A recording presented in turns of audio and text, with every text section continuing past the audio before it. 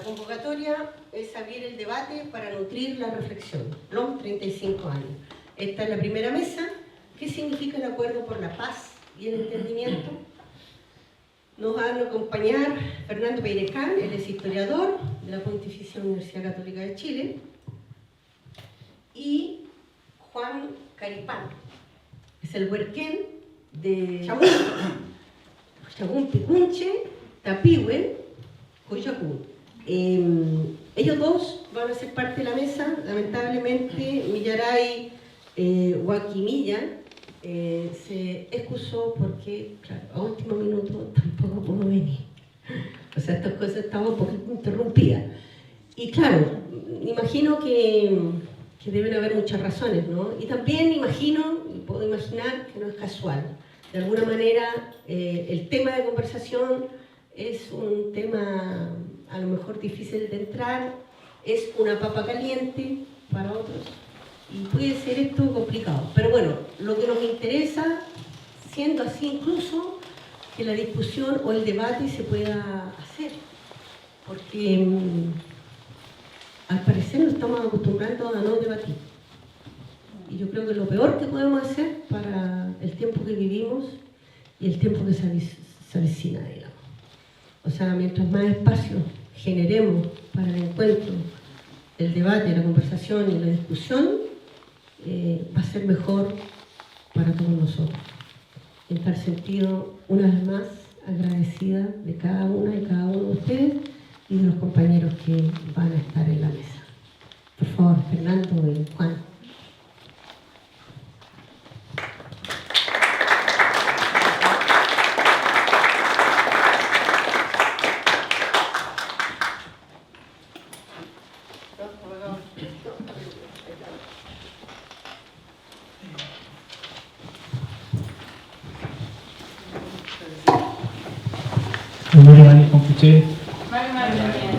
Muchas gracias por la invitación a encontrarnos en esto. De verdad que tuvimos algunos percances. Pero bueno, acá vamos a iniciar la conversación. Cada uno se va a presentar, cada uno vamos con el premio, ¿no? Mi nombre es Fernando Peirecán, soy historiador. Y bueno, vivo en Santiago desde que nací, así que soy mapurde de alguna manera, con algunos vínculos siempre en el Gualmapu. Y la primera pregunta al Penny, ¿no? Conversábamos, ¿no? De alguna manera, para transparentar, yo estuve un poco trabajando en la Comisión de Paz y Entendimiento, trabajé con Adolfo Millagur, que de alguna manera es el dirigente mapuche que ha acompañado las casualidades de la vida de la Convención Constitucional. Entonces, de alguna manera, manejo un poco la sala de máquinas, como se le llama a veces en las negociaciones. Y la verdad, al Penny nos conocimos, bueno, lo conocía de antes también del movimiento, pero nos encontramos en una actividad que hicimos justamente con la comisión, y ahí el Penny también tiene una visión política que yo comparto de alguna manera, y que tenemos tal vez visiones puntuales que no son diferentes. Yo creo que eso va a ser lo interesante de la conversación, ¿no? Entonces, Penny, antes que usted se presente, después cuando le dé la palabra, ¿cómo usted observa los acuerdos de la Comisión de Paz y Entendimiento y si cree que van a contribuir de alguna manera a la devolución territorial, que es una de las demandas históricas del pueblo mapuche? ¿Me escuché? Puguloy, ¿se escucha, cierto? ¿Sí? ¿Me escuchan? ¿No? Sí. Come Pugul, Pantu, 35 años, LOM. Feliz cumpleaños ahí al aniversario. Por una mañana que faci Mangalebun, pero Mangalen, come Tragun, Nuchancagun, come Kiswan, Chanyawen, que faci Nuchan, Comisión de Paz y Entendimiento. Eso, que salga un buen conversatorio de este espacio. Gracias por la invitación a esta convocatoria. Eso fue lo que dije.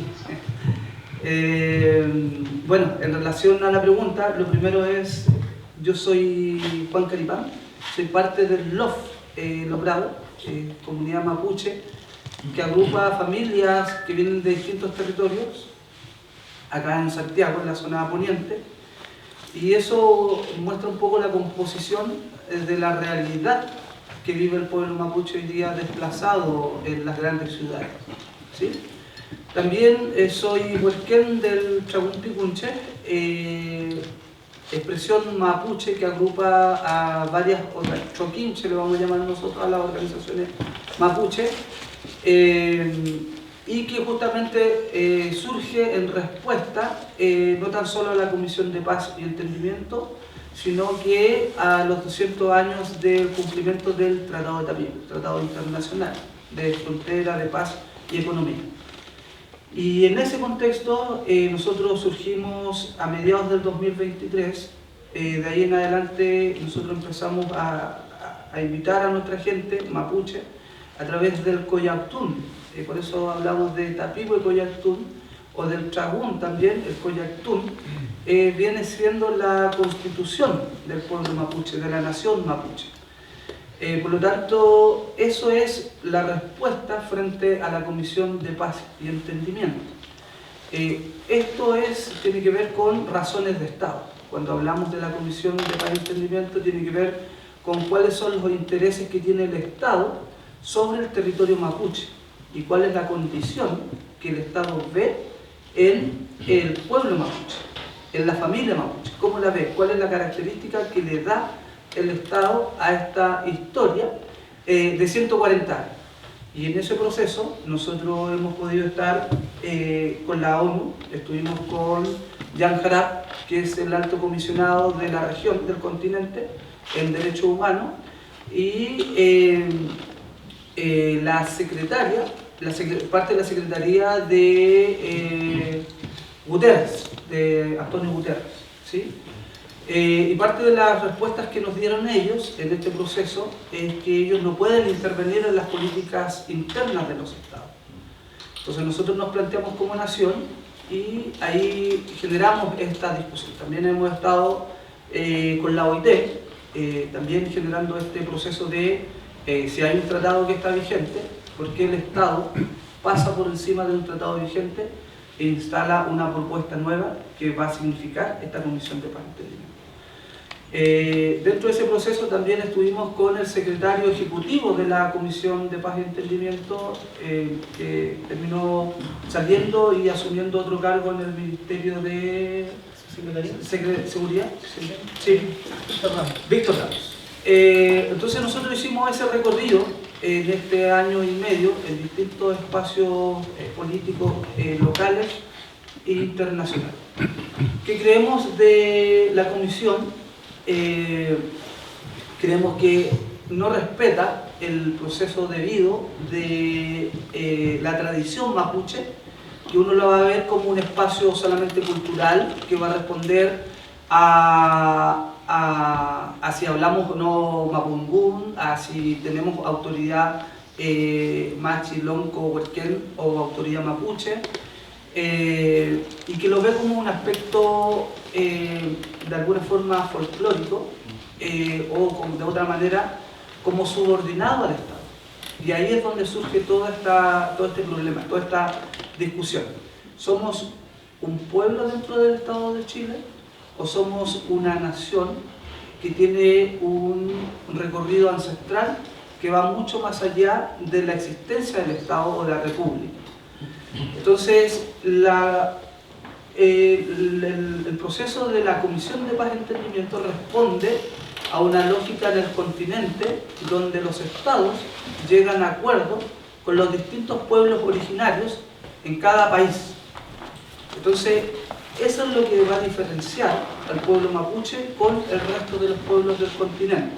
No son las mismas condiciones, porque los pueblos, por ejemplo, en esta comisión estuvieron expertos internacionales y representantes colombianos, por ejemplo. Entonces daban cuenta de cómo fue el proceso con las FARC, por decirlo de alguna forma.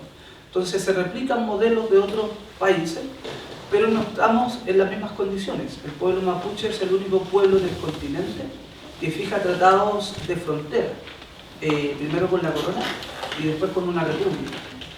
Me dicen que no me escucho bien. ¿Aló? Ay, sí, no me escuchan, está bien. Ahora sí, empiezo de nuevo. No, entonces, en el ámbito internacional, solamente las naciones soberanas tienen tratados de frontera. Eso es lo que caracteriza a la nación mapuche y la va a poner en esta condición. Por eso es que, en términos estructurales, una comisión de paz como esta no puede resolver el problema chileno-mapuche, porque tiene que ser tratado entre Estado y Estado. Esa es la característica. Y lo que hace el Estado, a través de una comisión, es reemplazar esa voz, esa representatividad jurídica, legal, que reconoce el derecho internacional, y decir, yo coloco los representantes, y estos son los representantes que van a decidir por el pueblo mapuche, ni siquiera la nación mapuche. Lo que hace el Estado es traer el convenio 169 y resolver este problema a partir del convenio 169, que coloca esta condición de un pueblo frente a un Estado. Pero, como señalamos, el pueblo mapuche tiene una característica de nación, por lo tanto tiene que entenderse con el Estado, de Estado a Estado, podríamos señalar. Eso en términos estructurales. ¿Y por qué no va a resolver el problema de la restitución territorial? Porque acá se están hablando de 370.000 hectáreas de tierras de devolución, que responden a un banco de tierra que ha tenido un recorrido de 20 años. En los últimos 20 años se prometió a distintos territorios, a distintas comunidades, devolución territorial, entonces estaban dentro ya de un proceso de evolución, de aplicabilidad, como le van a llamar. Pero el problema es que al pueblo mapuche se le despojó de prácticamente 12 millones de hectáreas. Entonces, 370.000 hectáreas no alcanzan a ser el 6% de esos 12 millones de hectáreas.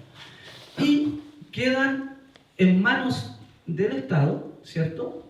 Pero también del extractivismo, todo el resto de las tierras ancestrales. No es cualquier tierra, son las tierras ancestrales. Entonces, las forestales tienen 2 millones de hectáreas, un poco más de 2 millones de hectáreas, solamente dos grupos económicos. Entonces, ¿por qué no se devuelven todas las tierras ancestrales? Justamente porque lo que significa, en términos programáticos o estratégicos, esta comisión de paz, por eso hablamos de razones de Estado, es que se reordena el territorio mapuche, se reordena la economía del Estado, pero también se reordena la política pública del Estado a partir de esta redistribución territorial. Eso como en una primera parte de por qué hoy día es difícil o no podríamos aceptar esta comisión de paz como la solución definitiva. Y lo decimos de alguna forma definitiva porque eso fue lo que dijo Gabriel Boric en la última cadena nacional que dio hace 2 semanas atrás. Sí, el que la escuchó se va a dar cuenta, él dijo: acá se cierra el proceso de devolución territorial. Y también lo dice Alfredo Moreno. Parece increíble, pero yo los invito, con el dolor de su corazón, a que escuchen a Alfredo Moreno, porque de alguna forma el corazón de la Comisión de Paz y Entendimiento son los intereses de la derecha. Por eso nosotros finalmente terminamos rechazando desde este territorio el significado de la Comisión de Paz y Entendimiento.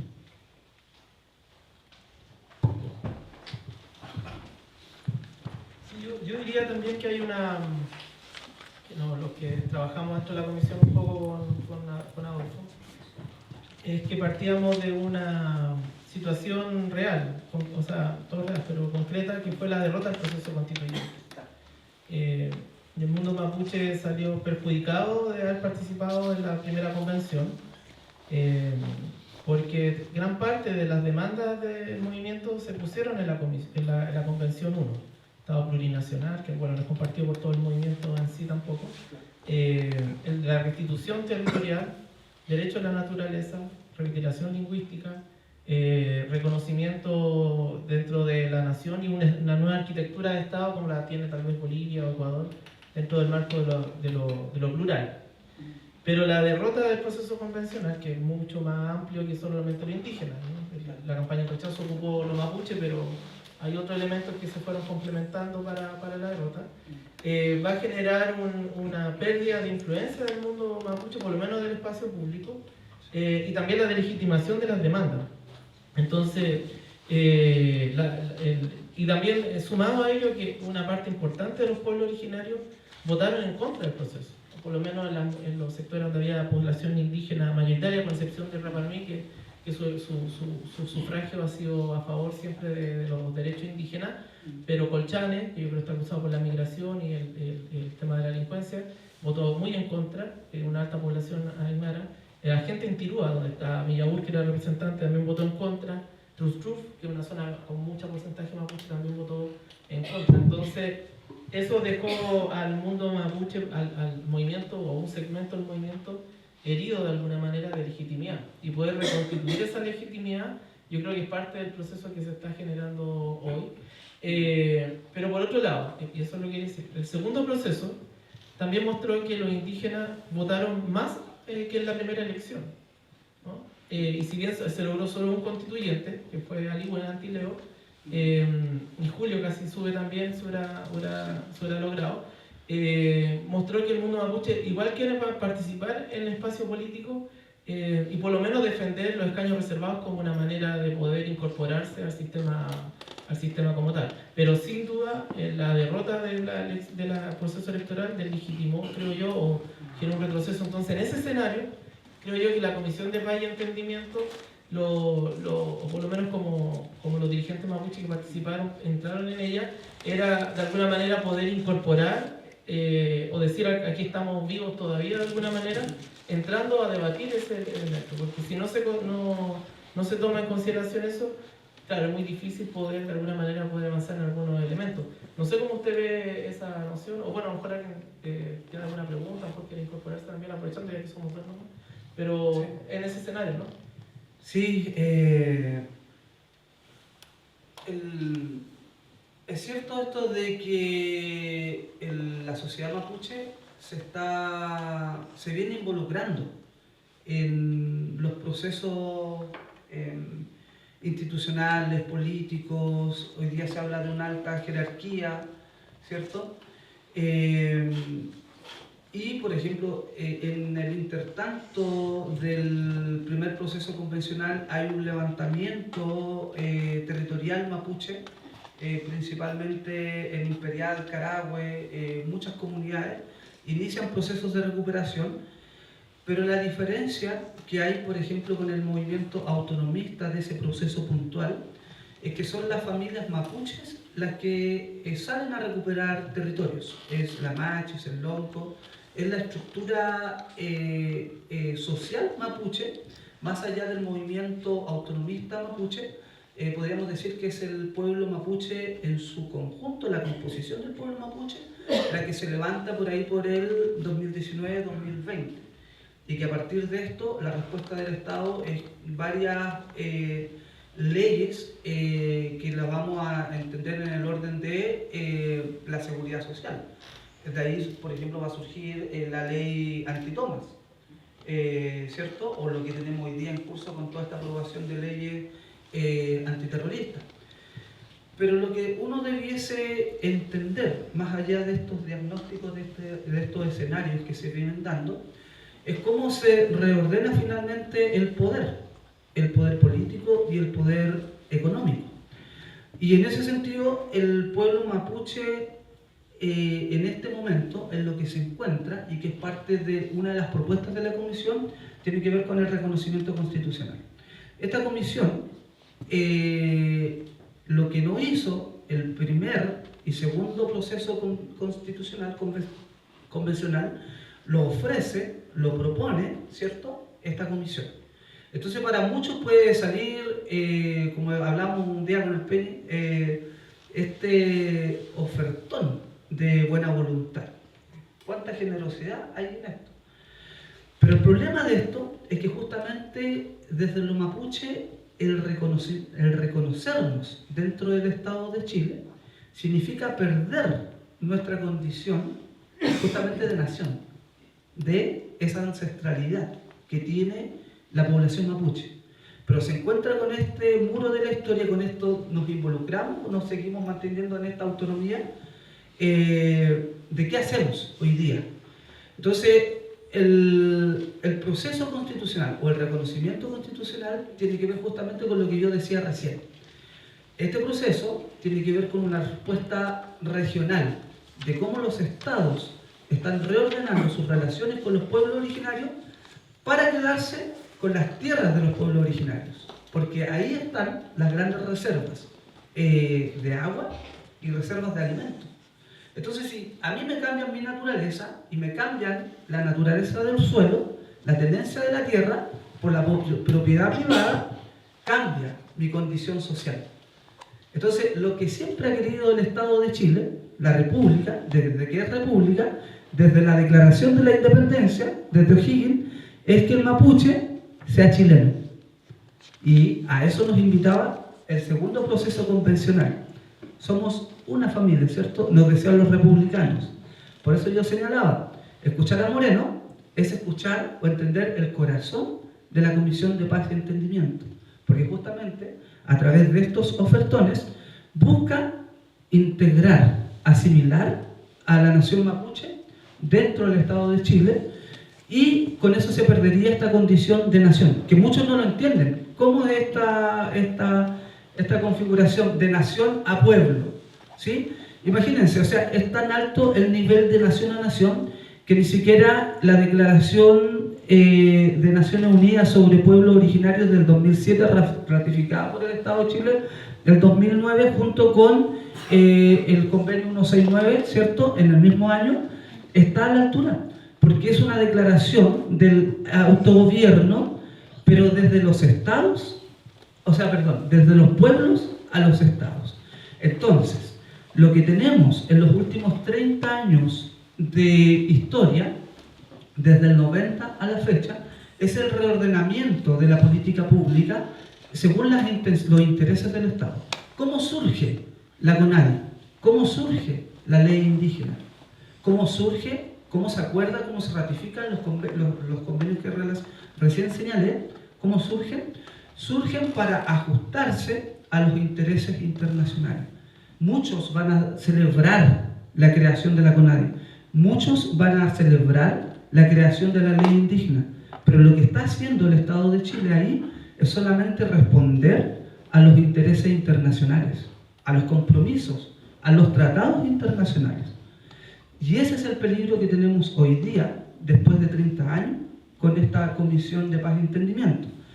Y lo demostramos porque justamente uno de los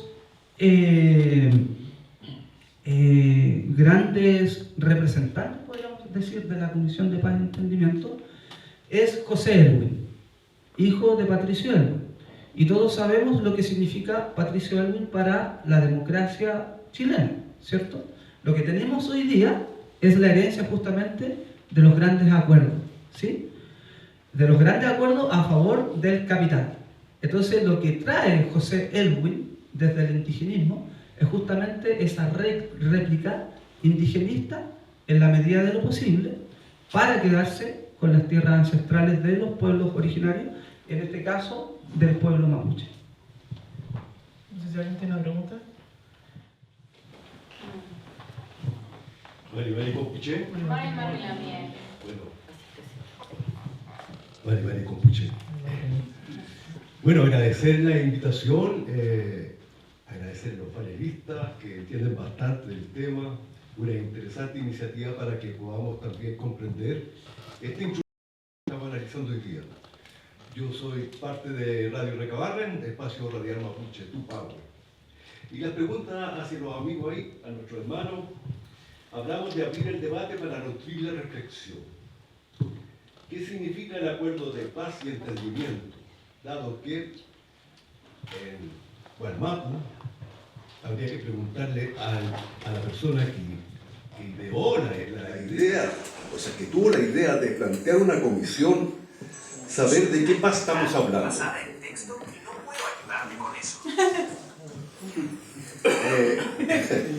Y saber de qué paz estamos hablando y de qué entendimiento estamos hablando.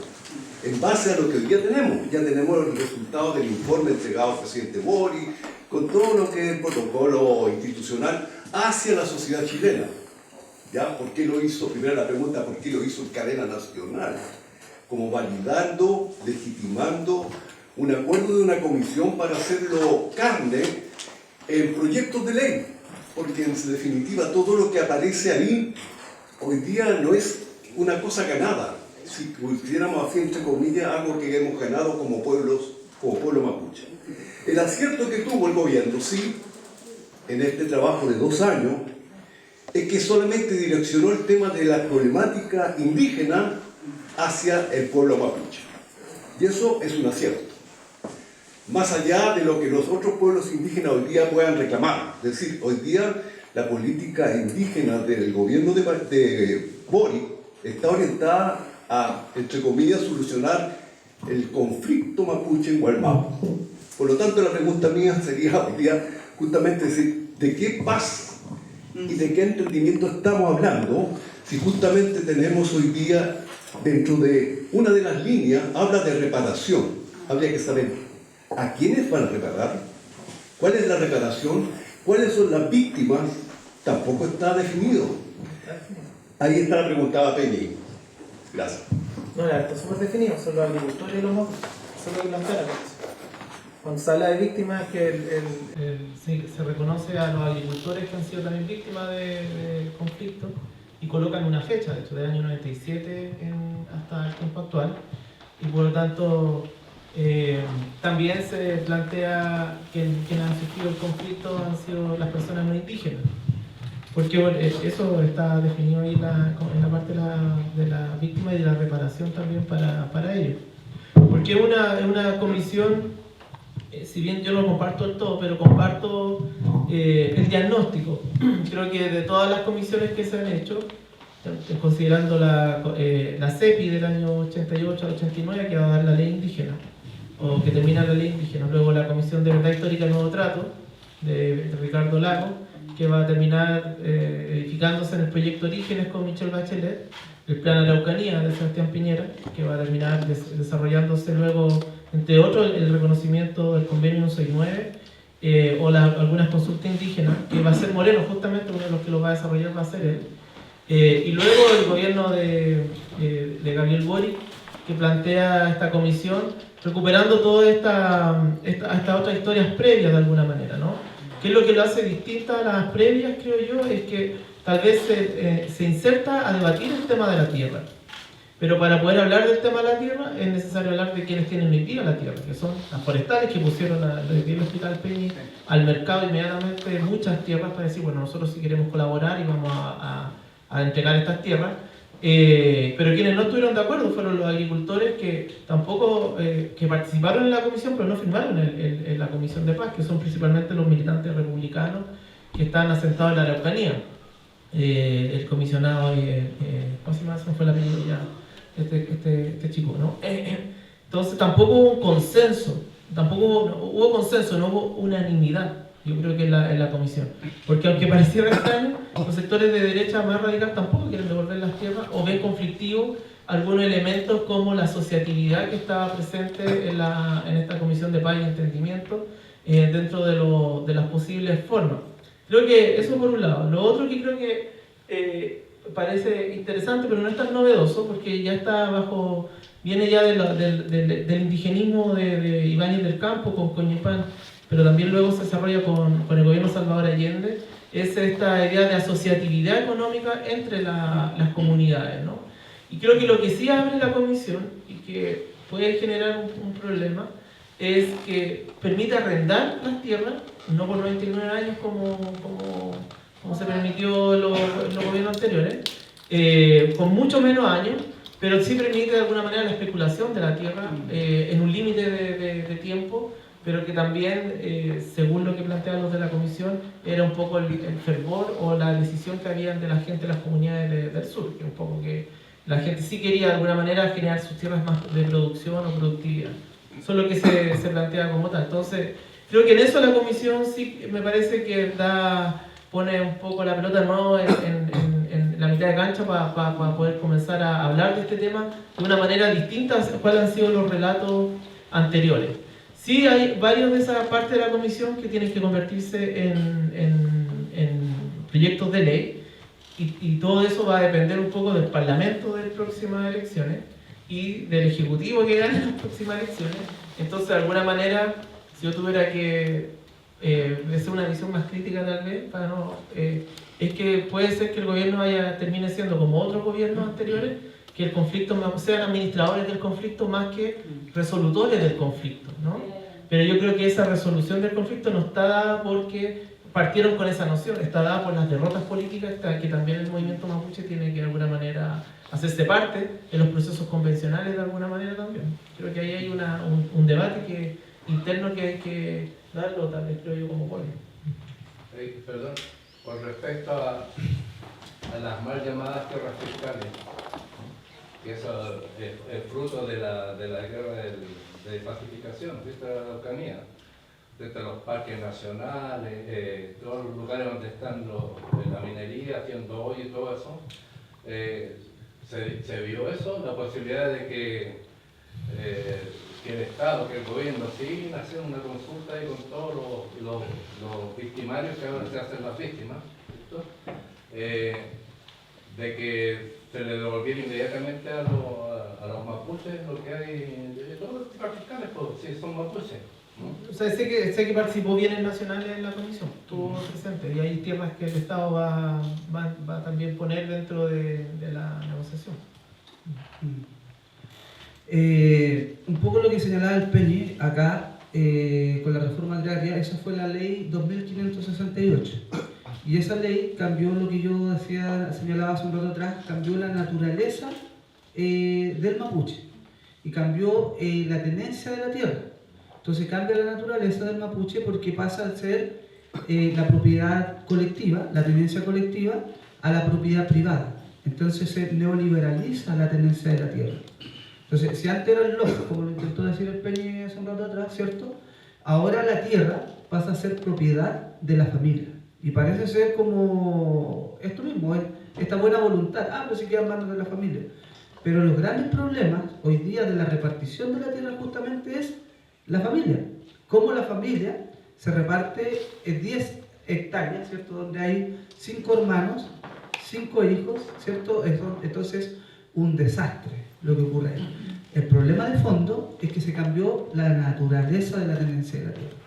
Entonces, como lo señala acá el Peñi, lo que significa esta Comisión de Paz y Entendimiento es el perfeccionamiento de la Ley 2568 al permitir el arrendamiento de la tierra. Porque fíjense ustedes que en el sur las tierras siguen siendo ancestrales, a pesar de que el Estado esté ahí ocupando el territorio mapuche. Internacionalmente son tierras ancestrales. Y los diseños, por ejemplo, de los planos reguladores no pueden intervenir tierras rurales o tierras ancestrales sin un cambio al plan regulador. Y aunque fuera una tierra rural, podrían intervenir las inmobiliarias haciendo un cambio al plano regulador. Pero en el caso de las tierras ancestrales es distinto. Es otra condición. Por lo tanto, lo que hace el Estado, justamente la jugada maestra que hace el Estado, es cambiar justamente la naturaleza de la tierra. Y nadie ha puesto atención a esa jugada. Ese es el problema de fondo que tenemos hoy día con esta Comisión de Paz y Entendimiento. En las formas es un híbrido, porque justamente se coloca, como dice el Peña acá, en la misma condición a las víctimas del terrorismo, ¿cierto? Como le van a llamar, rural, y las víctimas del terrorismo de Estado, que no es lo mismo en ninguna parte del mundo. Entonces, eso es a lo que quieren jugar hoy día, a jugar a este empate con esta comisión que está compuesta por los hijos, los herederos de los latifundistas, de quienes se quedaron con las tierras mapuches usurpadas, quienes son los usurpadores de 1870, los primeros usurpadores que se van a quedar con los títulos de merced y que se van a crear los títulos de merced a través de ellos y se van a quedar con las tierras mapuches y con la reforma agraria de Allende pierden estas tierras porque son devueltas a los asentamientos mapuches, y lo que hace la contrarreforma agraria es devolverle nuevamente las tierras a estos mismos usurpadores 3 veces. Primero con 1870, segundo con la reforma agraria, y se las vuelven a pagar, porque ya se las habían comprado. Y ahora lo que vuelven a hacer es volver a comprarle las mismas tierras por una 4ª vez. ¿Es un fraude o no es un fraude esta Comisión de Paz y Entendimiento? Es un fraude, porque tiene sentado en una misma mesa a estos hijos de genocidas, de usurpadores, decidiendo por las tierras ancestrales, con las víctimas que fueron usurpadas y que fueron desplazadas. Entonces, ese es el significado de esta comisión, que está compuesta como un híbrido. Si se entiende en ese sentido, creo que vamos a entender los intereses que hay detrás de por qué se está definiendo esta comisión, que tiene 22, ni siquiera hemos pasado a los acuerdos, son 22 acuerdos, y en lo que yo le estoy hablando aparece... No son acuerdos, son recomendaciones. No, son acuerdos. Ese es el híbrido. Por eso esto es un fraude internacional, porque gracias a ha funcionado bien en Ayuda a Memoria. Esta comisión surge como recomendación. Y fíjense ustedes, cuando la comisión de la que participó Daniel Penny hace todo el proceso de consulta de Biobío hasta Osorno, ¿sí, cierto? Y Chiloé. Y la mayoría de las comunas en el sur, principalmente, mayoritariamente en la 9ª región, la mayoría rechaza las propuestas de la comisión, que justamente eran escaño reservado, reconocimiento constitucional, eran 3 ejes. Y este trasgún de los territorios rechaza. Y hay un informe, y hay un documento de 28 páginas, que nunca se lo entregan o lo ingresan. Sí lo recibe Alfredo Moreno y otra gente más, pero este informe está escondido, porque si se hubiese aceptado este informe, se acaba la Comisión de Paz y Entendimiento. Porque ¿a quién estaba dirigida? A los mapuches. ¿Y quién eran los garantes? La ONU. ¿Quién financia las presentaciones oficiales de la Comisión de Paz y Entendimiento? ¿Quién la financia, Penny? La financia del gobierno, con apoyo internacional. La financia de la Unión Europea. Imagínense, o sea, ¿cuáles son los intereses que hay detrás de esto? Entonces lo que dice el Penny no son recomendaciones, no, eran recomendaciones y terminan siendo una negociación. ¿Entre quién? Entre la derecha, las forestales y el gobierno. Por eso es que se demora tanto. Esto tenía que haber salido en noviembre del año pasado. Hasta ahí llegaba el informe de los territorios. Saltaron a diciembre, pasaron a enero y llegamos a abril. ¿Por qué? Porque aparecen las forestales. Y quienes empiezan a negociar las tierras son las forestales. Entonces, el problema nuestro, como señala acá el Penny, es que nuestra gente mira esto, tiene la mirada de cómo entramos en este juego del comercio, ¿sí? Cómo comercializamos, cómo rentabilizamos finalmente la tierra. Entonces, mucha de nuestra gente finalmente se va a volver en un empresario de las forestales, alguien que tiene propiedad para la agroindustria, para la minería, y es una realidad mapuche. Entonces, cuando nosotros hablamos desde acá, somos los mapurve, ¿sí? O los guarriaches, como van a decir. Pero eso tiene un costo humanitario, porque que estemos acá no es ninguna gracia. Nosotros somos ni siquiera los desplazados, nosotros somos los desterrados. Y eso es un crimen de guerra, es un crimen de lesa humanidad, consecuencia, como dice el Penny, de la ocupación del territorio mapuche. Entonces podemos señalar estos 140 años en la ocupación del territorio, el desmantelamiento de la sociedad mapuche y finalmente la criminalización de la lucha por la tierra. ¿Cuándo parte el informe de la comisión? ¿Cuándo dicen qué año que parte el informe de la comisión? Después de la independencia. No, parte en 1997. ¿Sí? No, es el año del conflicto. Del conflicto, exacto. El informe de la comisión señala que del año 97. Imagínense ustedes, el año 97 los territorios mapuches cambian la lógica de negociación. Ya los partidos de la concertación no dan respuesta a las demandas de devolución territorial Por lo tanto, lo que hacen los territorios es iniciar procesos de recuperación autónoma. De ahí se producen los primeros condenados por ley de interior del Estado.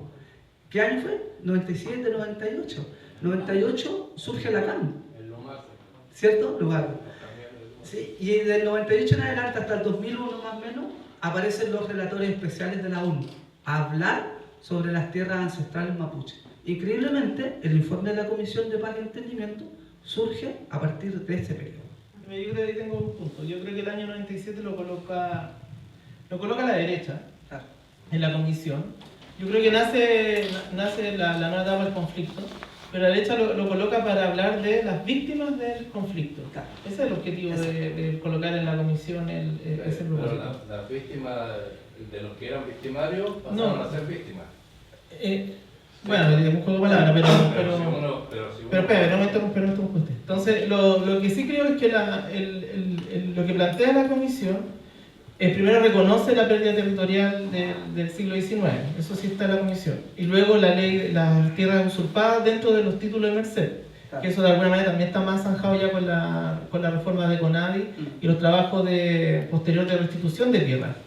Lo que plantea así de la comisión, que yo creo que es una temporalidad interesante, es que habla de que la nueva etapa del conflicto comienza el año 97, ¿no? Y no parte en 1883, Exacto. pero a partir del año 97 es que se tiene que generar una nueva etapa, de alguna manera, de una revigorización del debate sobre el tema de la tierra, porque de alguna manera las tierras de los títulos de merced están de alguna manera zanjadas, porque estarían ya dados dentro del marco de CONADI. Entonces, si nos mantuviéramos dentro del debate CONADI, no tendríamos nada que reclamar, porque estaría compensado según lo que se ha hecho desde el año 93 en adelante, o más adelante, ¿no? Entonces, el año 97, lo que se plantea en la comisión, que puede ser una fecha también ambivalente, porque por un lado también al movimiento lo beneficia poner la fecha, porque coloca los nuevos debates que se están planteando en torno a la tierra y el territorio. Y dentro de eso también la realidad de los mapuches urbanos en ese proceso. Por lo tanto, es ambivalente porque por sí la derecha lo ocupa para hablar de la escalada de la violencia. Eso que también creo que ahí hay un doble juego de una comisión de que yo creo, bueno, el contexto, por su partida, que viene el mundo mapuche de un proceso de derrota del proceso convencional, y donde gran parte del mundo indígena votó en contra de los derechos indígenas. Ese es estricto rigor, eso es lo que te quita la legitimidad, más allá de que no se comparta la institucionalidad o Héctor Yaitur y bla bla bla. ¿Cierto? Lo cierto es que cuando los mapuches tuvieron la posibilidad de votar por los elementos del tema indígena, votaron en contra. Y eso sí te quita un capital político que estás recién reconstituyéndolo en ese escenario, y la Comisión de Paz yo creo que está dentro de ese marco del escenario en que se está desarrollando. Si no aceptamos eso, es seguir pensando que los procesos convencionales no estuvieron presentes y que la gente mapuche no votó en contra de la plurinacionalidad, la construcción de tierra, etc. Lo que sí hay, a mí me llama la atención, es que lo que uno ve es interesante los agricultores. Yo pude estar un par de veces en la comisión, es que los agricultores tienen temas tabú que no dejaban entrar. Uno, por ejemplo, hablar de la restitución de tierra, el papel de víctima, ¿no? Yo creo que ahí hay algo que ellos tienen, porque entraron a la comisión a defender, de alguna manera, que no se avanzara más dentro de lo que se está debatiendo como tal. Y creo que ahí yo creo que el mundo mapuche, el movimiento ha sido poco claro en analizar el juego de la derecha, porque al final Moreno es un empresario, lo que él quiere que funcione el territorio, que haya producción, qué sé yo, y que estén los mapuches dentro de la producción. Yo creo que eso es lo que uno podía observar de él. No estoy tan particularmente seguro si es un tipo súper racista como los agricultores, no, para nada. Yo diría que es un tipo que está mirando, ve economía en la tierra y quiere que funcione. Pero ellos mismos tuvieron diferencias como de derecha, ¿no? Sí. Entonces, el discurso que yo le escucho es como que estuviera todo fríamente calculado ya, entonces en que no era posibilidad de movilización. Y yo lo que vi en la comisión es que hubieron bastantes fisuras y bastantes sombríos, por eso además se atrasaron. Entre otros temas, porque la comisión no salió en las fechas que corresponde o lo que se esperaba, es porque el debate adentro no era de consenso. Se estaban debatiendo los puntos, las comas, que eso sí lo aprendí en la convención, que las comas y los puntos valen bastante para los artículos, y por tanto que había que... Exacto. Entonces lo que de alguna manera también estaba en experiencia en esta comisión, es de alguna manera que tú estás con tus capacidades mapuches, que son buenas, son desarrolladas, son fuertes, pero al otro lado tiene abogados de las familias, ¿no? Entonces, bueno, la de Edwin, que yo creo que jugaba a favor de nosotros en la comisión, pero también estaban los abogados de Moreno, que vienen de tradición familiar, que saben hacer esta historia, saben de alguna manera cómo debilitar los marcos jurídicos del mundo indígena. Entonces, ese juego, yo creo que dentro de la comisión estuvo permanente, y creo que la resolución de la comisión no se entiende sin el juego político también que se está dando de parte de los indígenas adentro, y en ese ámbito yo creo que el resultado final, si bien no es no sé si el mejor, por supuesto, no tiene autonomía porque era un tema de tierra, netamente, sí permite de alguna manera una recomposición territorial que no existía previo a esto. Ahí, claro, esa es un poco la discusión. La recomposición territorial, ¿para quién? ¿Para los mapuches o para el capital? Porque si uno empieza a observar cuáles son las devoluciones territoriales, uno tiene que hacer la diferencia entre tierra y territorio. Entonces, lo que hace esta comisión, uno tendría que pensar si la devolución de estas tierras se ajustan a la reconstrucción territorial del pueblo mapuche o se ajustan a los intereses del proyecto económico que va a proponer Gabriel Boric. Porque finalmente este es el proyecto económico de Gabriel Boric, pero como dije delante, es el perfeccionamiento de lo que ya venía, podríamos decir, incluso el espíritu de Jaime Guzmán está aquí rondando cerquita. Entonces, ese es el problema de fondo que tenemos hoy día y que los mapuches no han percibido, que se están repartiendo la tierra para entregárselas al capital. Entonces, cuando nos dicen que esta es la reactivación económica, eso es falso, porque el capital lleva 140 años explotando el territorio. ¿Qué está haciendo? Se va a reinstalar. Las familias mapuches con esta reactivación económica van a salir de la pobreza, como algunos sostienen, como un avance en esta comisión económica, o este proceso de reactivación económica es para los grandes capitales, para la minería, para la agroindustria, para los grandes grupos económicos. Me parece que eso va más por esa vía que por decir vamos a salir de la pobreza, porque ¿qué queda para la reparación? Quedan las 360.000 hectáreas, los subsidios económicos de vivienda y de educación que propone la comisión. ¿Por qué el victimario se va a entregar y él va a decir yo pago lo que quiero? Porque eso es lo que está haciendo el Estado de Chile. Para reparar a la víctima, el responsable tiene que ser condenado, ¿o no? ¿O me equivoco? Ese es el principio, ¿no? Y aquí el Estado ha sido condenado, ha sido sometido a un proceso internacional, a tribunales internacionales, como debiese serlo, porque los crímenes de lesa humanidad prescriben, ¿o no? No prescriben. Por lo tanto, el Estado de Chile debiese ser procesado por crímenes de lesa humanidad. Y lo que está haciendo con esta comisión, le está diciendo a los organismos internacionales, estoy saldando mi deuda, con lo que hice a fines del siglo XIX.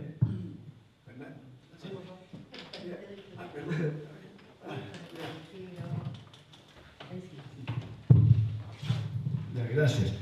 Mira, el problema que yo veo, efectivamente lo que acabas de decir tú, la concepción que se tiene en los países capitalistas como en Chile, que viene toda esta idea desde la Edad Media, porque todos somos occidentales y cristianos, aunque seamos ateos, seguimos pensando y nos bautizan y todo, aunque seamos ateos.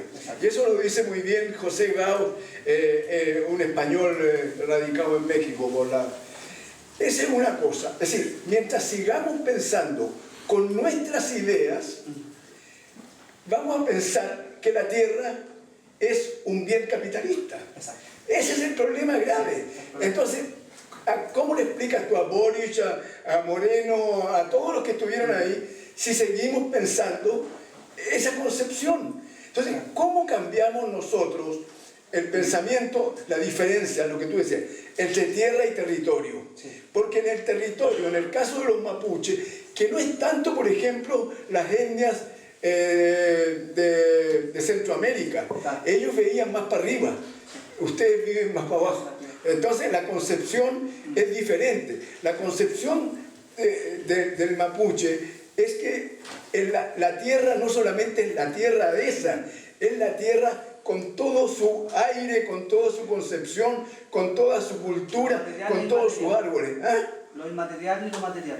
Claro, entonces, si no se cambia esa idea, no hay comisión que se pueda solucionar. Pero si esto viene desde la independencia, nosotros celebramos el 18 de septiembre. ¿Qué es lo que se celebra el 18 de septiembre? Cuando la Junta de Gobierno firma, todos ahí, los 400 que estuvieron supuestamente en la Junta, la primera Junta de Gobierno, es la lealtad. 8 años después, el primero de enero, en el Palacio Directorial Bernardo Higgins en Concepción, que después realmente ahí, porque estaba todavía, lo hicieron en un palacio escondido, y después ya se celebra en Talca el 12 de febrero. Pero la verdadera independencia, ¿cuándo celebramos nosotros la independencia? El 18 de septiembre.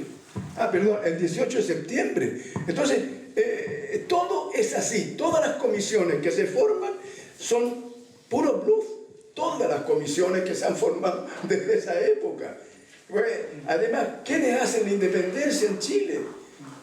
Eran justamente todos los pro-europeos, y ellos lo dicen claramente.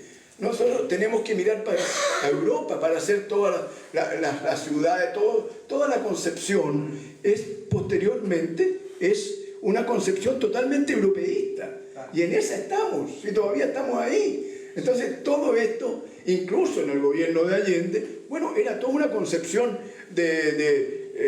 ni siquiera era marxista, era una redistribución del ingreso en última instancia, pero la concepción hacia los pueblos originarios no cambiaba, porque tenemos aquí en la mente toda la cosa ahí. Por eso yo en ese librito digo, reconstruir nuestra idea del mundo. Si hay que reconstruirla. Sí. Ahora, pasará mucho tiempo, pero tenemos que empezar en algún momento.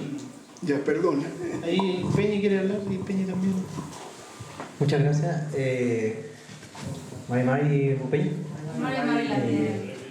Un gusto tenerlos a los dos aquí, ¿cierto? Escucharlos. El resto de comentarios, estoy muy enfrente. Quería preguntar, ya que se ha mencionado harto sobre el fracaso del modelo de comisión, ¿cierto? Históricamente este fracaso, y que justamente cosas que estamos viendo en el taller autogestionado que estamos haciendo Historia Mapuche aquí en la ruca del Parque O'Higgins, la idea del Parlamento, ¿cierto? He podido conversar un poquito con el Peña y Juan en algún momento del Parlamento, y tengo la duda quizás si ven ustedes posible, ¿cierto? De su propia perspectiva como working, como historiador, ven posible de que la idea del Parlamento pueda ser replicado en la actualidad.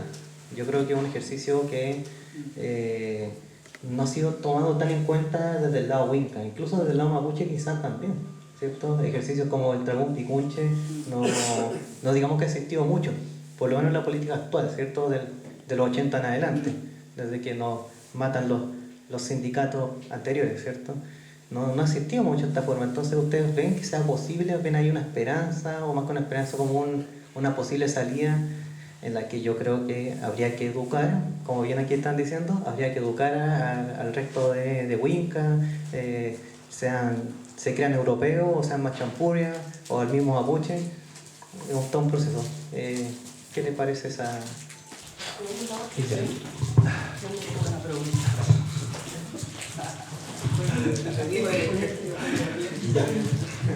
Mari Peñi, Pulamien. Al ser este un espacio más de conversatorio, me gustaría dar mi voz de enunciación. Me gustaría hablar desde un militante mapuche urbano. Me gustaría un poco lo que puntualizaba acá el Peña y Fernando Pairicán, principalmente sobre la derrota del proceso constituyente. Me gustaría hablar desde alguien que ha militado acá en La Guarría, distinto acá en Guantaltumeo. Principalmente fue desolador. Yo creo que muchos en estos debates, obviamente yo por una cuestión de salud no estuve mucho del proceso constituyente, pero conocí a algunos constituyentes. De hecho, yo creo que la riqueza que se dio en el proceso constituyente, de los pueblos medios caños reservados, la Macho Francisca Lisponao, también la natividad que venía del proceso de un mundo más rupturista, también la Lamien Elisa Loncón, yo creo que nos hemos procesado políticamente como movimiento, porque fue una derrota abismal. De hecho, lo que decía acá, yo hablo desde la cuestión desde la guarría. Yo creo que dentro del mundo mapuche todavía no está muy pendiente el debate de que hay una política en la ciudad y otra política que es lo que podemos decir en el Gualmapu histórico, ¿sí? Entonces nosotros acá fue brutal porque la gente en la guarría estuvo con mucho apoyo hacia el proceso constituyente. Entonces yo creo que como mapuches de las ciudades que hacemos acá política de distintos índoles, ya sea de carácter más autonomista o de carácter más institucional, no hemos procesado la derrota que por lo menos fue desoladora. Porque no solamente nuestra gente votó en contra, sino que hubo una votación mayor que el promedio nacional. Por ejemplo, en Alto Biobío, que es una población históricamente mapuche, más del 80% de la población votó rechazo. Entonces, que es un proceso que no solamente a la interna fue estremecedor, sino que también cuando hacemos articulación a nivel internacional. Yo, por ejemplo, he podido conocer peñas del Puelmapu, también peñas de Guaraní, también de Colombia. Entonces, no lograban entender cómo una constitución que una de sus banderas, o la bandera principal, la propia gente mapuche lo rechazó. Y eso es lo que, según mi apreciación, lo deja sin espalda política. De hecho, yo, como he podido estudiar algunas carreras, especialmente filosofía, pude también dialogar y también buscar registros de qué es lo que había ocurrido. De hecho, hay otro proceso, obviamente, guardando las diferencias, porque son del primer mundo y también son de un país que es distinto a nosotros. Por ejemplo, en el País Vasco, que también se dan unos procesos de carácter nacionalista, ellos tuvieron un proceso el año 86, que España iba a votar a favor de integrarse a la OTAN. Entonces, la integración a la OTAN iba a cerrar un proceso posible de independencia. Y fue en el único lugar donde ganó el no a la unión a la OTAN, fue en el País Vasco. Entonces me llama la atención que como movimiento mapuche, independiente si somos rupturistas o no, sino porque ahí podemos entender una línea políticamente institucional que a veces no es una división tan tajante, sino que se entremezclan, pero no podido en general porque la mayoría de nuestra gente votó en contra. Entonces, fue muté, ya tomé.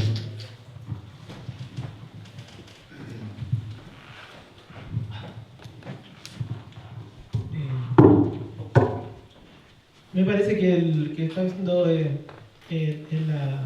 la base para analizar el proceso de la comisión. Como un punto de no perder toda la capacidad de negociación y quedar fuera también de la discusión, porque también la otra demanda o la otra forma es no haber participado, ¿no? Que normalmente es lo que se le plantea al mundo mapuche, que cuando se le invita no participe, por lo tanto se excluye de los procesos, ¿no? Y mi impresión de que hoy día como mapuche hay que jugar todo el tiempo, porque después de la Convención 1 y la Convención 2, que creo que fue certero tal vez que los Peña y Julio y Aligüen quisieran participar luego de la derrota del primer proceso, porque ellos decían que no había que perder la política de los caños reservados, ¿no? De alguna manera, que esa era la pelea que había que entrar, y dentro de esa pelea mantener los derechos indígenas en la Convención 2. Y yo creo que la Comisión de Paz y la participación mapuche es poner los temas de la tierra y del territorio en el debate público nuevamente y no tener que salirse de ese debate, porque salirse significa que te pasan la máquina de nuevo más potente. Y creo que eso nos mantiene al pueblo mapuche también como activos políticamente, ¿no? Como rebelión permanente, digo yo a veces, ¿no? Como uno ve el mundo mapuche permanentemente en rebelión en cada momento histórico o en cada cambio de gobierno, agita de alguna manera bajo elementos puntuales, ¿no? Por eso yo creo que la Comisión de Paz tampoco es un cierre definitivo, ¿no? del debate, pero sí pone o transparenta algunas cartas sobre cuánta tierra los sectores más conservadores están dispuestos a debatir, cuántos primera vez que podemos tener una conceptualización sobre un número de tierras. Son cifras que normalmente siempre piden para la negociación. ¿Ya cuántas tierras están hablando? ¿Qué número están hablando? Bueno, eso está en la comisión. Aquí hay un número real, concreto, a partir de los títulos de merced, de lo que existe, de la usurpación, etcétera, ¿cierto? Hoy día existe un número de tierra que eso en las antiguas negociaciones no lo tenía. Lo tercero que yo creo que la comisión deja es que plantea es la capacidad de una asociatividad económica. Yo creo que si hay algo que yo aprendí en los dos procesos constituyentes, uno es que la capacidad intelectual que tienen los mapuches jóvenes de poder participar en estas comisiones donde en estricto rigor no tienes una experiencia histórica de negociación.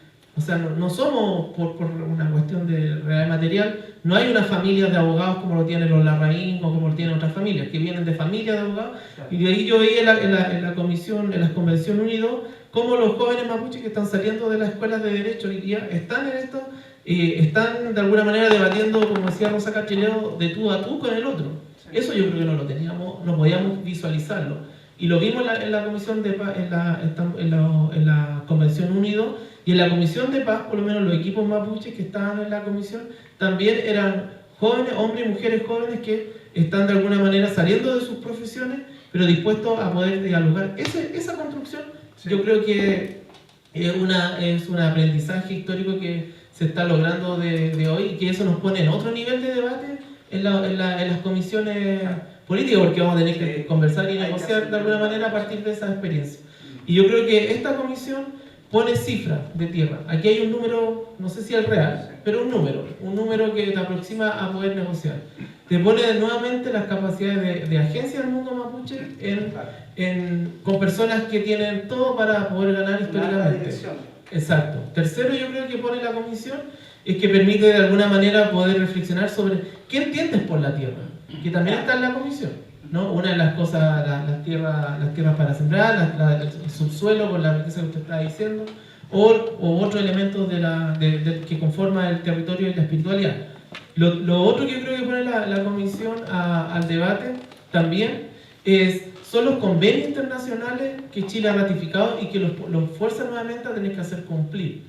Y lo último que yo creo que la comisión deja, a mi sentido que lo vi un poco desde adentro, es que también podemos olfatear o podemos ver la muñeca política también de los otros elementos, de los otros sectores. Y lo que sí me quedó claro es que los sectores conservadores no tienen una visión unívoca sobre el tema mapuche, y que tienen bastantes diferencias entre ellos mismos, que se mostró entre el mundo de Moreno y los agricultores que no firmaron finalmente el acuerdo.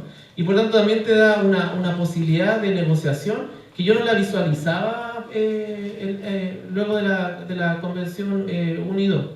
Y por último, yo creo que no es menor, también hay aspectos simbólicos, yo creo que no, por lo menos que me parecen relevantes.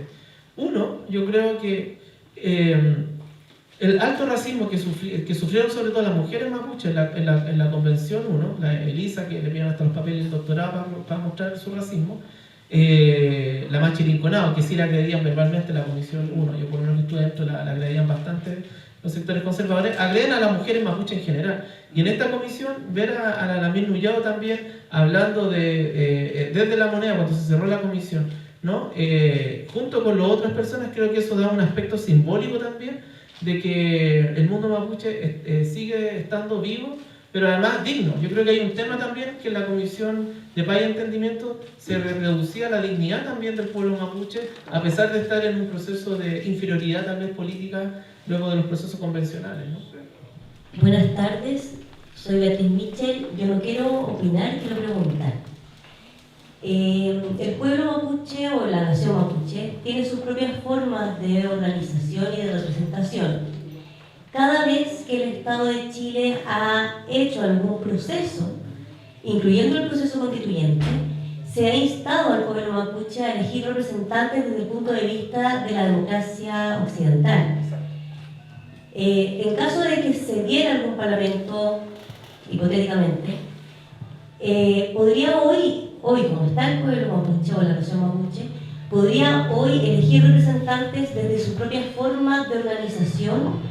Y ahí viene una segunda pregunta, que es cuán occidentalizado está también la nación mapuche, considerando que una nación está compuesta por múltiples visiones, porque no son partidos políticos, son una nación.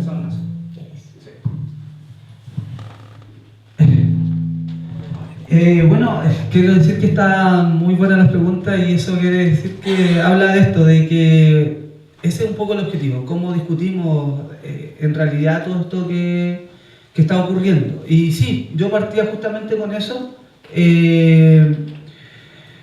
la composición de la nación mapuche ha tenido este desmantelamiento de la conciencia, de la identidad. Y como decía el Peñi, ¿cuánta validez tienen los parlamentos hoy día? Justamente es volver a ese origen de la identidad. Si no volvemos al pasado, no tenemos futuro. Entonces creo que eso es lo vital hoy día. El problema mapuche, claro, pasa justamente por lo que nosotros le vamos a llamar el ahuencamiento, ¿sí? Desde lo espiritual hasta lo más estructural, dentro de lo espiritual lo estructural.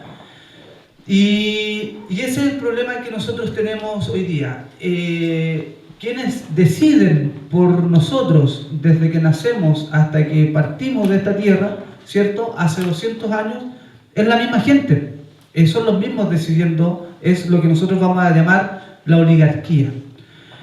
Y en ese sentido, la preparación que tiene el mapuche y el no mapuche en esta discusión de, en realidad, quién decide por nuestro futuro, es lo vital en este momento de la historia, en esto que es el umbral de la historia.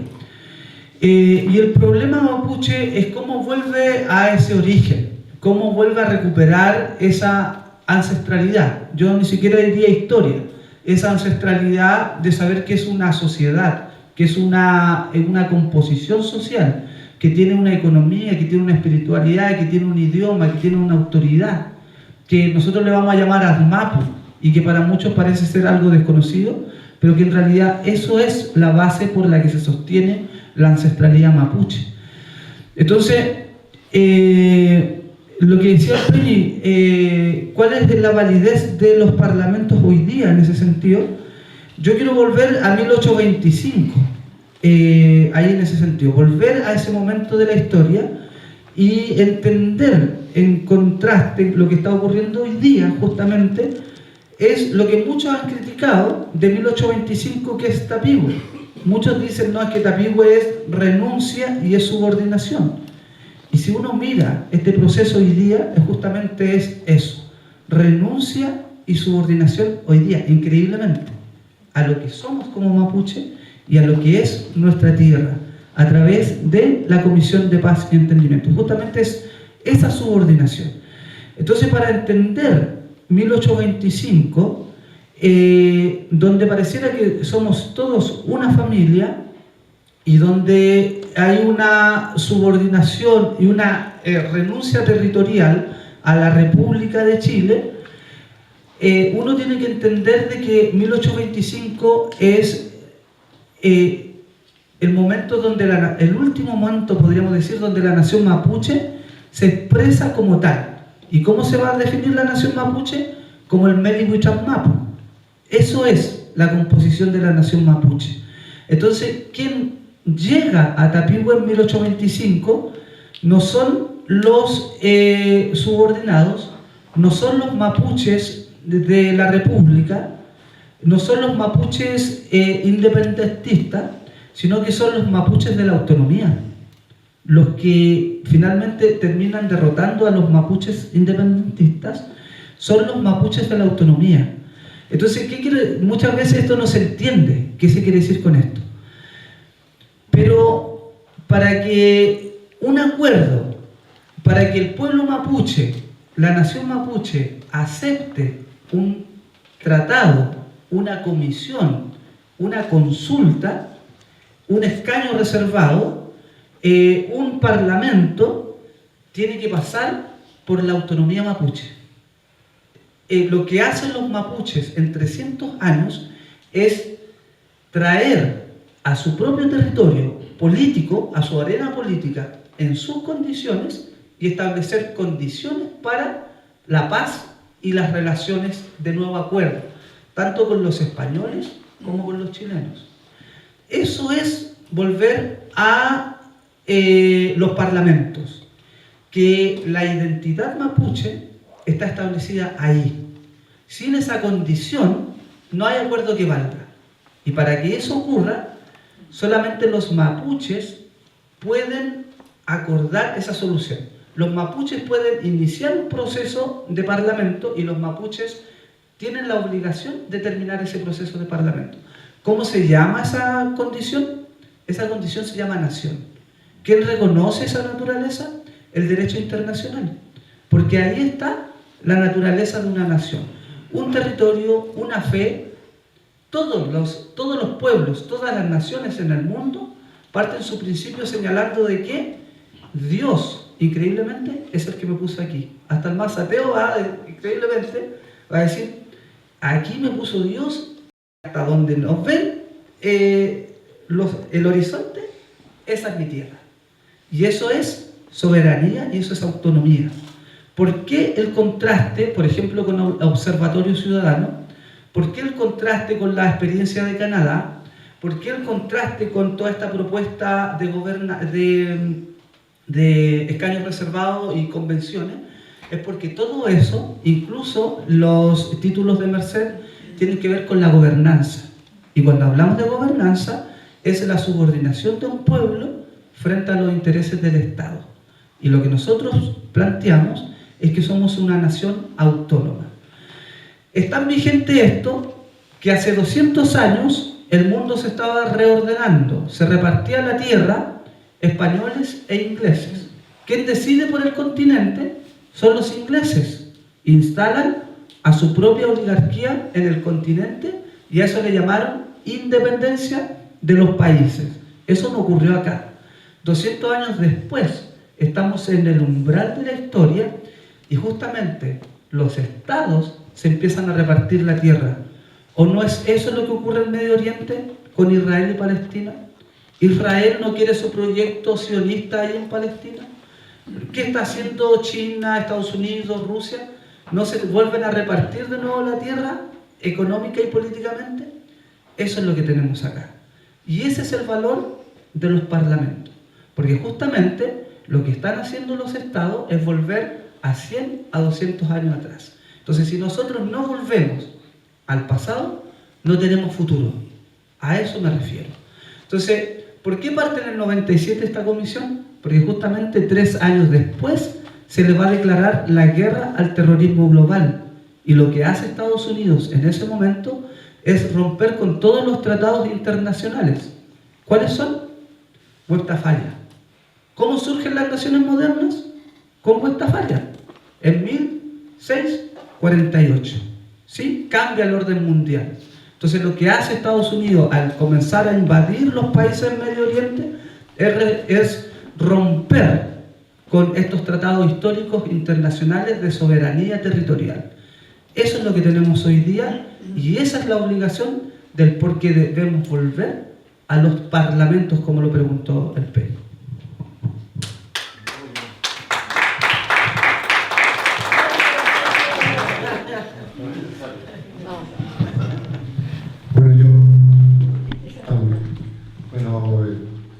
A mí me interesaba sí colocar un par de temas porque la semana pasada, justo antes de esto, de que se suspendió, se realizó en la Católica un encuentro donde estaba Moreno y algunos comisionados, entre ellos 2 mapuches, estaba Rosa Cachileo y estaba uno que no recuerdo el nombre, que se identificó como militante de la UDI.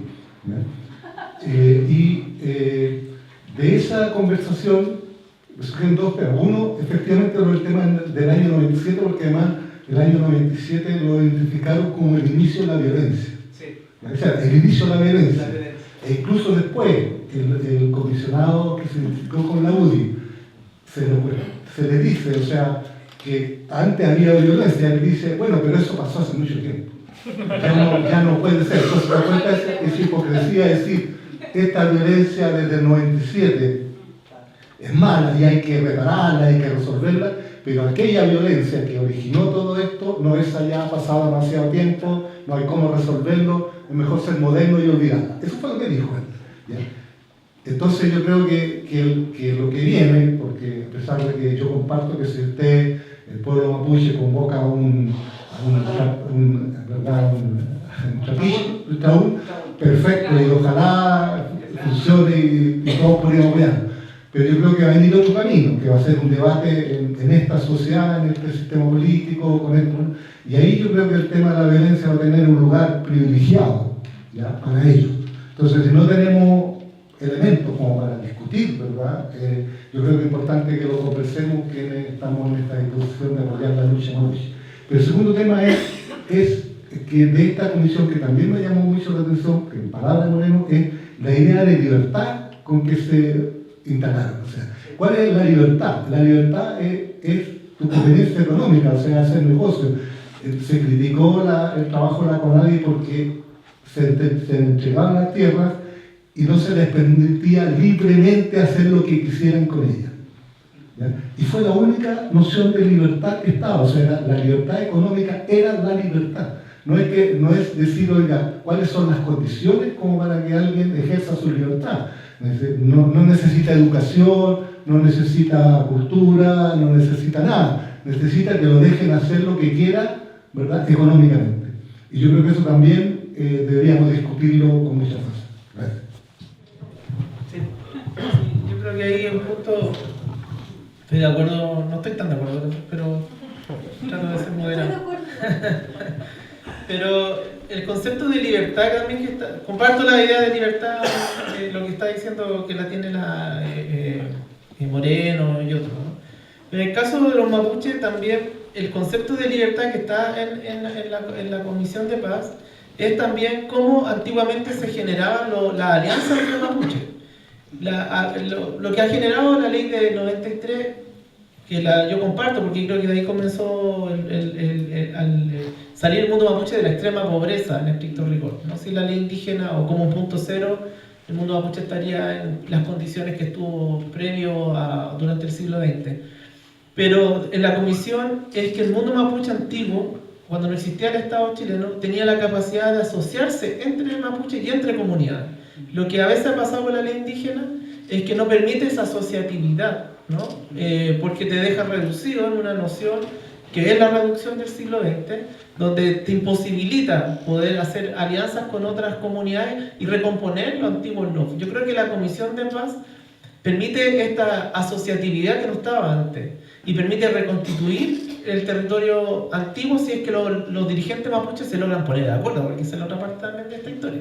Entonces, abre un espacio de libertad, pero no solamente para el emprendimiento, sino también para la capacidad de recomponer los antiguos territorios mapuches que fueron divididos y que la ley indígena también lo sobrepuso de ellos, ¿no? Por eso es que la derecha está muy en contra de esto, de la comisión. Y por eso que acusaron la comisión, y sobre todo la parte tierra, esto que estoy hablando, la acusaron de octubrismo. El Mercurio puso cartas, hubo un reportaje en el Mercurio donde se planteaban esta noción, donde todos los planteamientos que estaban en esa comisión era octubrismo, ¿no? Nuevamente el octubrismo que estaba presente en eso. Por lo tanto, ahí yo creo que la invitación es que no mirar toda la acción en las instancias de negociación como si los mapuches no tuvieran capacidad de observar lo que está sucediendo, porque también tenemos la capacidad de poder accionar en esos espacios de territorio y poder también mover algunos elementos para el objetivo también del movimiento mapuche, que es la recomposición territorial en base a sus antiguos territorios. Eso está un poco también en la Comisión de Paz y Entendimiento, tal vez no con los artículos tan directos de alguna manera, pero sí en la asociatividad y en el trabajo que a lo mejor está encubierto de alguna manera, creo yo, o que permite a los mapuches poder actuar en su territorio ante la imposibilidad hoy día que se le dificulta porque tiene las forestales, las normativas o también el apoyo, y eso es otro también apoyo. Esta comisión permite también una colaboración económica que el mundo mapuche no la tiene, porque al mundo mapuche lo están empobreciendo hoy día,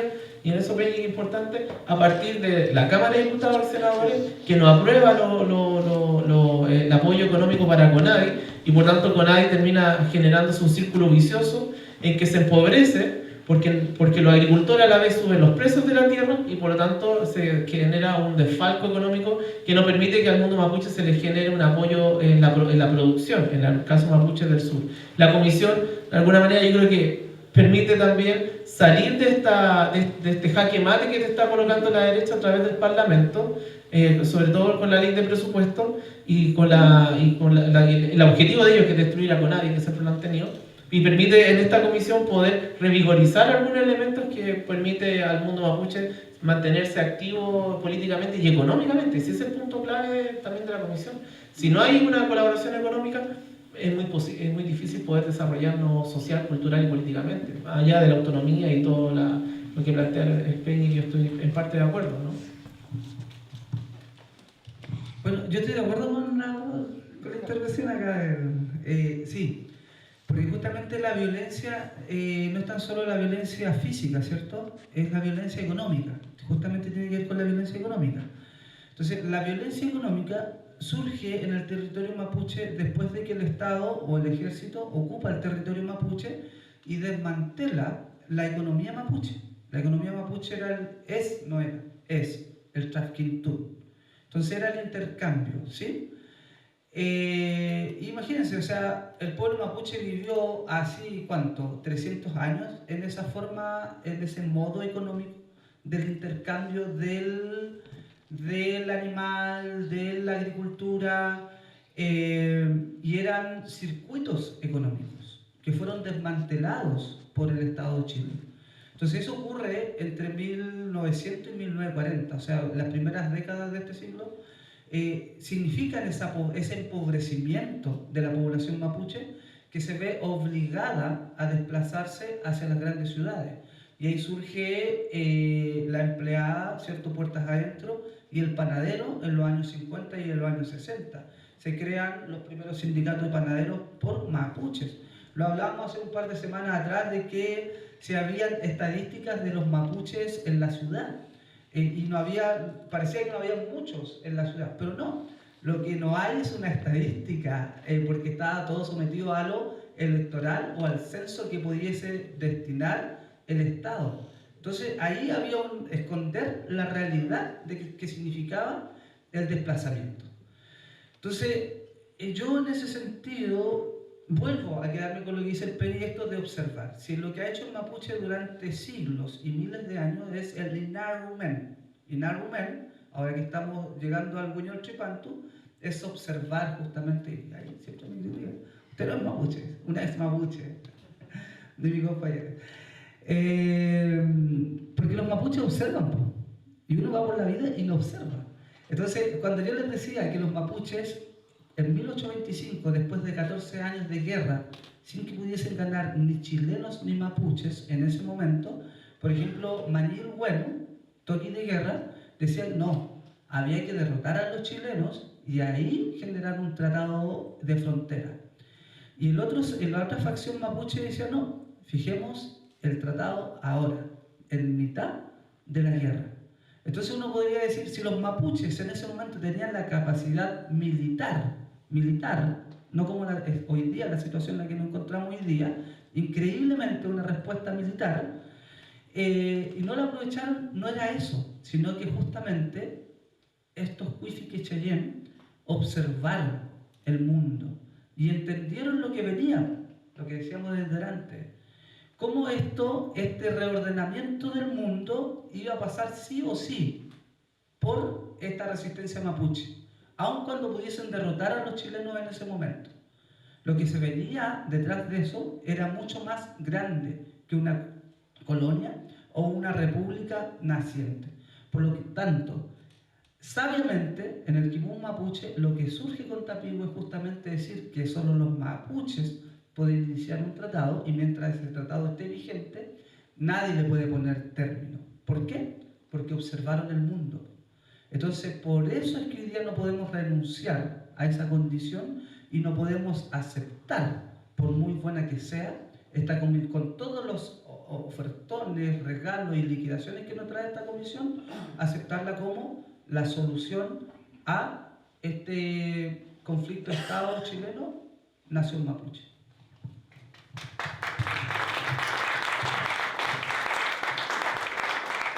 Muchas gracias. Muchas gracias, Fernando, a Juan, por abrir el debate, por convocar de alguna manera este encuentro y a cada una y cada uno de ustedes por estar aquí y hacer las preguntas y pensar de manera conjunta. Hay mucho camino que recorrer, es evidente, no solo para el pueblo mapuche, sino que para todos nosotros. importante, juntarse, conversar, discutir y avanzar hacia algún lugar, ¿no?, más próspero para todos. Yo quisiera hacer un llamado final. Sí. Bueno, disculpen que me tomen el micrófono, pero nosotros desde el Tragún creemos, y no tan solo nosotros, sino que dirigentes históricos mapuches creemos que el Estado de Chile debe ser demandado por todo lo que hemos compartido en esta tarde-noche, exigiendo el cumplimiento de Tapigüe, eso es lo primero. Segundo, nosotros llamamos a rechazar el informe de la Comisión de Paz y Entendimiento por lo que dijimos, es un fraude con los avales internacionales. Y tercero, rechazar el proceso de consulta a la comisión que propuso Gabriel Boric. Esos son nuestros tres llamados. Y el cuarto es que justamente las grandes ciudades como Santiago deben volverse en los territorios estratégicos para el pueblo mapuche y para las resistencias. La población mapuche en Santiago es el 50%, o por lo menos en este territorio, Picún Mapu le vamos a llamar nosotros, es el 50% de la población mapuche distribuida. Por lo tanto, el mapuche común y corriente, ¿cierto?, más allá de las organizaciones mapuche, más allá de la gente que se dedica al comercio, que está en la actividad mapuche, que vive la cultura mapuche, el mapuche común y corriente, como esta población en general, debe dejar de ser un simple espectador con las decisiones políticas que se están tomando en el sur. Porque esa es una buena pregunta, ¿cierto? ¿Por qué se dejó a más de la mitad de la población mapuche fuera de este proceso de consulta? Y como decía el Peña acá, muy bien, solamente se preguntó a 5.000 personas. Eso. Ya, ahora sí, quiero invitarlos a cerrar. Cerramos a las 9 en la librería. Entonces tenemos un ratito para compartir ahí abajo con un vino de honor que les espera. Y lo esperamos la última semana del mes de junio, el día jueves. Vamos a retomar los debates y ya van a estar recibiendo la invitación. Gracias por venir.